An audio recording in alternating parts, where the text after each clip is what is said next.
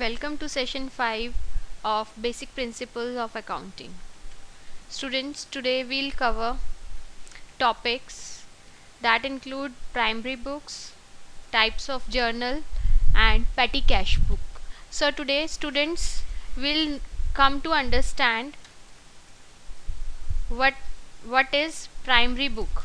As we have discussed earlier also, primary books and secondary books. Primary books, basically books of accounts, these are consist of two books. We have primary books and second thing is secondary books. Primary book, as we have discussed earlier also, journal is known as primary book. जैसा आपने journal book में पढ़ा था कि journal को हम first entry book भी बोलते हैं, तो जर्नल जो होती है ये प्राइमरी बुक होती है. It's a book of first और you can say prime entry of transaction. As we have discussed earlier also, journal book ये वो बुक है जिसमें फर्स्ट टाइम एंट्री की जाती है, मीन्स फ्रेश ट्रांजैक्शंस की जो रिकॉर्डिंग होती है वो जर्नल बुक में होती है. So any transaction which is not recorded in primary book does not get reflected in the books of account. That means कि अगर अकाउंटेंट ने प्राइमरी बुक में ही या जर्नल बुक में ही एंट्री नहीं की है तो वो कहीं पर भी आगे, क्योंकि इसी से ही ये ही हमारा बिगनिंग पॉइंट है प्राइमरी बुक रिकॉर्ड करने के लिए. Beginning point is primary book. अगर बिगनिंग पॉइंट पे ही प्राइमरी बुक में एंट्री नहीं हुई है तो आगे वो ट्रांजैक्शन कहीं भी लेजर बुक में, फाइनेंशियल स्टेटमेंट में, ट्रायल बैलेंस में कहीं पर भी रिफ्लेक्ट नहीं होगी. Now comes to next slide, that is ground rules for recording of in primary books. अब हम ये समझेंगे कि प्राइमरी बुक्स में रिकॉर्डिंग किस तरीके से होती है. अब जैसा कि हमने जर्नल में पढ़ा था, assets is equal to liabilities plus equity. Here A assets for A stands for assets, L stand for liabilities and E for equity. Here it is written increase in assets, means अगर in assets में increase आता है, that means if we have purchased machinery is what? It is an asset. Or we can say plant, or we can say building. So these all are assets, right? So increase in asset, when we go for purchasing machinery, when we go for purchasing plant, when we go for purchasing building, that means our assets will increase, going to increase, so will debit the amount, right? So अगर assets में कोई भी increase होता है, assets में increase का मतलब है कि आप कोई भी एसेट परचेज करते हैं तो उसके लिए हम क्या करेंगे, रूल क्या है, हम उस अकाउंट को डेबिट कर देते हैं. और अगर हमारी अदर साइड लायबिलिटीज रिड्यूस होती है, लायबिलिटीज अगर रिड्यूस होती है तो इसे भी डेबिट किया जाता है. Decrease in liabilities and equity is also been debited. Now comes to next slide, that is decrease in assets and increase in liabilities, that will be credited. The decrease in assets means अगर हम कोई asset cell कर देते हैं, like sale of furniture, यदि हमने कोई furniture cell किया है तो उस केस में क्या होगा, फर्नीचर अकाउंट को क्रेडिट कर दिया जाएगा. On the other side increase in liabilities, मान लीजिए कि आप कोई फर्नीचर परचेज करते हैं लेकिन हमने क्रेडिट पे परचेज किया, तो मान लीजिए ए पार्टी से हमने परचेज किया, परचेज्ड फर्नीचर, और you can say purchased goods from a party, right? तो इस केस में क्या करेंगे, गुड्स परचेजेस अकाउंट को डेबिट किया जाएगा, परचेजेस अकाउंट को डेबिट किया जाएगा, purchases account will be debited, but जो हमारा पार्टी अकाउंट है उसको हम क्रेडिट करेंगे, that is to as account. तो जैसा कि आपने देखा यहाँ पर लायबिलिटी इंक्रीज हो रही है, दैट मीन्स कि अगर हम गुड्स परचेज करते हैं क्रेडिट पे तो वो हमारी ऑब्लिगेशन होगी पे करने की, वो हमारा प्रॉमिस होगा कि उतना अमाउंट हमें पे करना है, किसे, जिससे हमने एसेट परचेज करी है। गुड्स और stock are the assets of the firm. So goods या कोई एसेट कोई भी हम क्रेडिट पे परचेज करते हैं तो उससे क्या होता है, क्रेडिटर्स जनरेट होते हैं। जब क्रेडिटर्स जनरेट होंगे तो क्रेडिटर्स के अकाउंट को डेबिट कर दिया जाएगा। So this is the ground rule for decrease in assets and increase in liabilities and equity will be credited. Next is expenses and losses debited, like rent account, rent paid, salaries paid, insurance premium paid.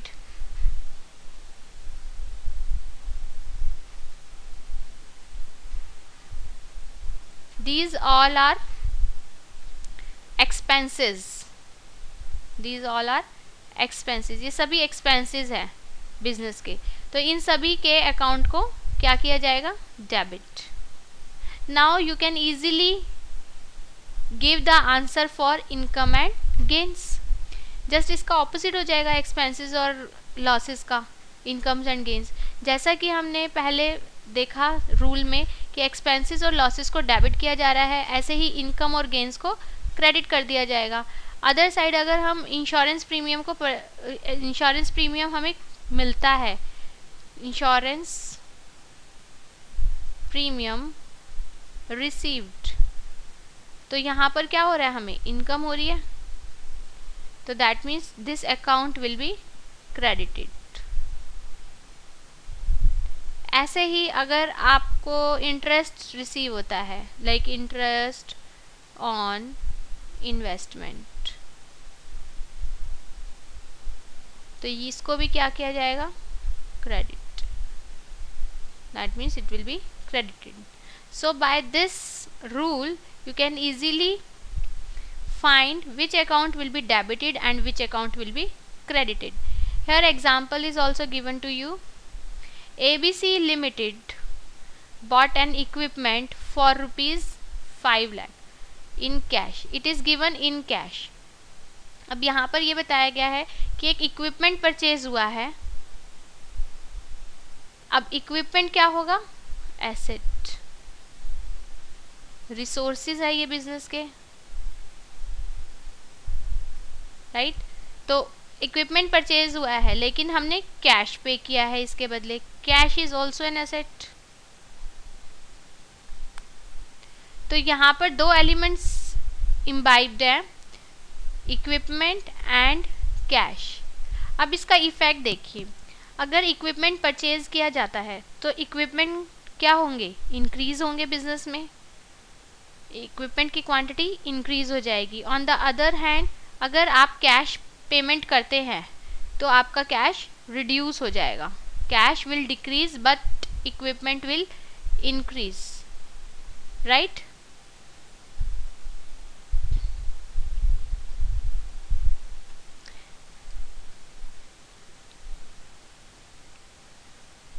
So equipment account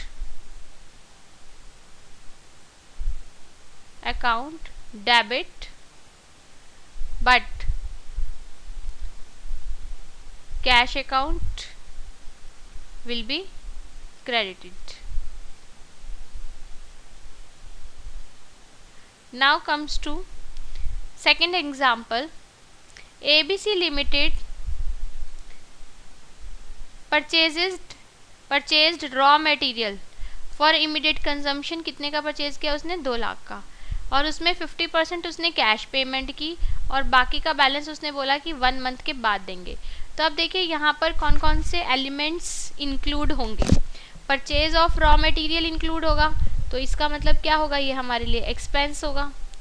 cash में payment किए है तो asset, and third thing क्या होगी कि जो हम credit पे पेमेंट करेंगे आफ्टर 1 मंथ, तो उससे हमारे क्या जनरेट होंगे, payables to supplier, that will become the liability for the firm, means it is the obligation of the firm to pay after 1 month. Now here expenses कौन कौन से इनकर हो रहे हैं, कैश जो कि कम हो रहा है हमारा, और सप्लायर क्रेडिट जो होगा वो लायबिलिटीज हमारी इंक्रीज हो रही है. Now comes to applying ground rules. What are the ground rules, purchases account debit, cash account credit, creditors account credit. The journal entry will be purchases account debit to cash account and to creditors account. तो यहाँ पर क्या आएगा, purchases में 2 लाख,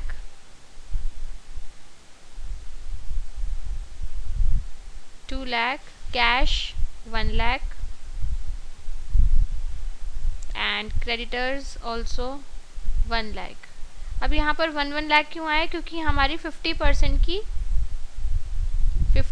की cash payment थी और बाकी का पेबल्स था. 50% हमारा क्रेडिट ट्रांजैक्शन थी, दैट मीन्स पेबल था. Now the concept of types of journal. अब देखिए, अभी हमने जर्नल की इंफॉर्मेशन ली, अब हमें समझना है कि जर्नल कितने तरीके की होती है. सबसे पहला है, there are many types of primary book that are categorized as per their nature and for the each of transaction a separate journal is used for recording the transaction.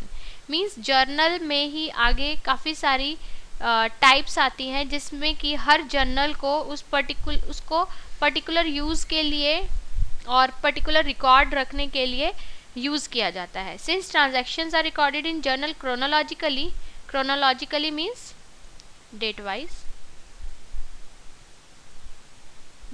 हम रिकॉर्ड करेंगे सभी ट्रांजैक्शंस को, and journal books are generally called as day books, right. So journal books, they are also known as day books. Now comes to, there are 8 types. यहाँ पर देखिए, purchase day book, as the name indicates, आपको नाम से मालूम पड़ता है purchase book क्या करेगी, सिर्फ परचेज की ट्रांजैक्शंस को रिकॉर्ड करेगी, और परचेज की ट्रांजैक्शंस कौन सी होंगी, क्रेडिट की. It records credit purchase of raw material and credit goods. Similarly you can see sales day book. Sales day book में क्या रिकॉर्ड करेंगे हम, कौन सी ट्रांजैक्शंस रिकॉर्ड करेंगे, credit sale. Credit sale of goods will be recorded in sales day book. Now comes to return outward. अब देखिए, return outward आपको डिफरेंट लगेगा नाम कि ये क्या होता है. रिटर्न आउटवर्ड होता है परचेज रिटर्न, मीन्स ये परचेज रिटर्न का ही दूसरा नाम है, दूसरी टर्म है basically. Purchase return is also been termed as return outward. तो इसमें जो भी गुड्स हमारे सप्लायर्स को हम लोग रिटर्न करते हैं वो इसमें रिकॉर्ड की जाएगी, क्योंकि कई बार क्या होता है कि जो सप्लायर गुड्स सप्लाई करते हैं वो डिफेक्टिव गुड्स होती हैं. तो डिफेक्टिव गुड्स होगी तो फर्म को वो वापस करनी पड़ेगी सप्लायर को, तो वो किस में रिकॉर्ड होगी, रिटर्न आउटवर्ड बुक में. Now comes to return inward book. जैसा कि हमने परचेज रिटर्न में पढ़ा, रिटर्न आउटवर्ड में पढ़ा, उसका जस्ट ऑपोजिट होगा रिटर्न इनवर्ड. रिटर्न इनवर्ड को हम सेल्स रिटर्न बुक भी बोलते हैं. Sales return book, it records the goods returned by customers. जैसा सप्लायर्स के हमें गुड्स डिफेक्टिव गुड्स सप्लाई कर सकते हैं, उसी तरीके से कस्टमर्स भी के पास भी डिफेक्टिव गुड्स पहुंच सकती है. तो उस केस में क्या होगा, कस्टमर क्या करेंगे, बिजनेस को वो गुड्स वापस करेंगे. तो उसकी एंट्री हम कहाँ पर करेंगे, रिटर्न इनवर्ड बुक में. Now comes to bills receivable book. अब रिसीवेबल क्या है, जो भी हम बिल बनाते हैं कस्टमर के अगेंस्ट, वो हमारी आएगी रिसीवेबल बुक में. It records bills accepted by the customers. जैसे कस्टमर्स के नाम पे इंस्ट्रूमेंट बनाया जाता है जिसे बोलते हैं बिल ऑफ एक्सचेंज, तो that will be under bill receivable book. Similarly bill payable book is maintained by the firm when the bill is raised by the supplier. तो ये वही सारे बिल ऑफ एक्सचेंज को रिकॉर्ड करता है जो कि सप्लायर्स से हमने क्रेडिट पे सामान लिया है और उसके अगेंस्ट सप्लायर ने बिल बना करके दिया है, बिल ऑफ एक्सचेंज बना करके दिया है, तो वो होगा हमारा bills payable. Now comes to very important concept, cash book. अब देखिए जैसा कि नाम से आपको पता चल रहा है कैश बुक में क्या रहता है कि जितनी भी हमारी कैश की ट्रांजैक्शंस हैं, कैश ट्रांजैक्शन मतलब जितना भी हमने कैश रिसीव करा है या पे किया है वो सब हमारा कैश बुक में आता है।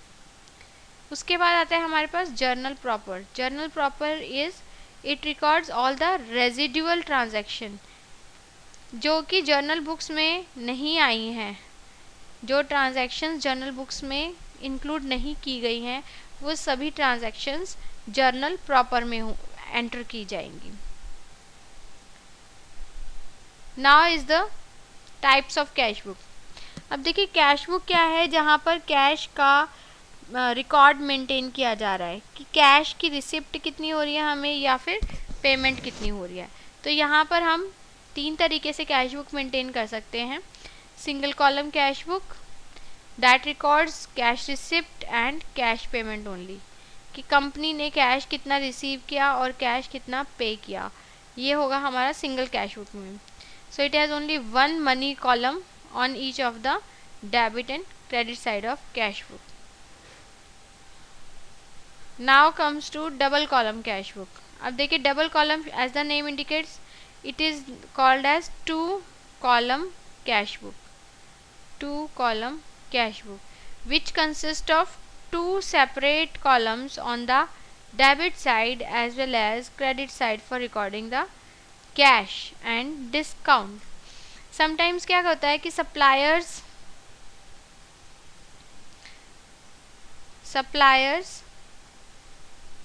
डिस्काउंट दे देते हैं, तो दैट इज डिस्काउंट रिसीव्ड, और कस्टमर्स को डिस्काउंट देना पड़ता है हमें, तो दैट इज डिस्काउंट अलाउड। तो ये हम कहाँ पर रिकॉर्ड करेंगे, डिस्काउंट के कॉलम में in the cash book. Now is the 3 columnar cash book और you can say 3 column cash book. 3 column cash book के वो कैश बुक होती है जिसमें डेबिट साइड में ही 3 कॉलम्स मेंटेन किए जाते हैं। उन 3 कॉलम में नाम होगा cash column, bank column and discount column. These will be the elements of debit side. ऐसे ही आप क्रेडिट साइड के बनाएंगे, cash, bank and discount. So that's why we call it as 3 columnar cash book, because इसमें 3 column रहते हैं। Now comes to petty cash book. अब देखिए पैटी कैश बुक, अब यहाँ पर पहले हमें समझना है पैटी का मीनिंग। पैटी क्या होता है? पैटी होता है small things,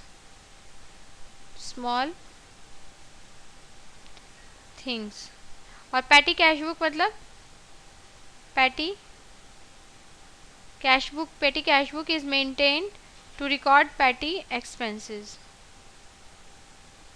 So it is maintained to keep small sums of ready money with cashier and petty cashier for the purpose of meeting small expenses।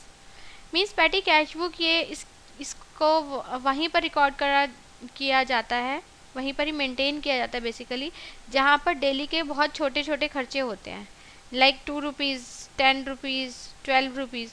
इन छोटे छोटे खर्चों की हम डायरेक्ट एंट्री नहीं करते हैं, जर्नल एंट्री, इसको हम किस में डालेंगे? पैटी कैश बुक में। तो ये छोटे छोटे खर्चे क्या होते हैं? जैसे आपने पोस्टेज स्टैम्प लगाई, टेलीग्राम्स, स्टेशनरी, ये सब चीज़ें ये सब चीज़ें इसमें होती हैं पैटी कैश बुक में। ऑफिस सन्ड्रीज मिसलीनियस एक्सपेंसेस, ये सभी एक्सपेंसेस जो हैं ये पैटी कैश बुक में एंटर किए जाते हैं।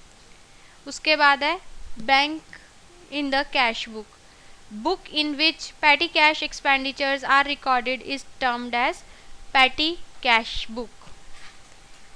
So I think you can easily understand what we have discussed, petty cash book and cash book concept। ये दोनों ही चीज़ें, दोनों ही टाइप की कैश बुक टोटली डिफरेंट है। पैटी कैश बुक में काफ़ी स्मॉल एक्सपेंसेस को रिकॉर्ड किया जाता है, जबकि कैश बुक में हम ओवरऑल कैश ट्रांजैक्शंस को रिकॉर्ड करते हैं। तो ये था हमारा session 5। At the end of the session there are 2 questions for discussion, you have to do it yourself. First question is explain in detail various types of primary book. यहाँ पर आपको प्राइमरी बुक्स के various types को detail में explain करना है। और second question है कि आपको कैश बुक और उसके टाइप प्लस उसकी इलस्ट्रेशंस के साथ एक्सप्लेन करना है। Thank you so much.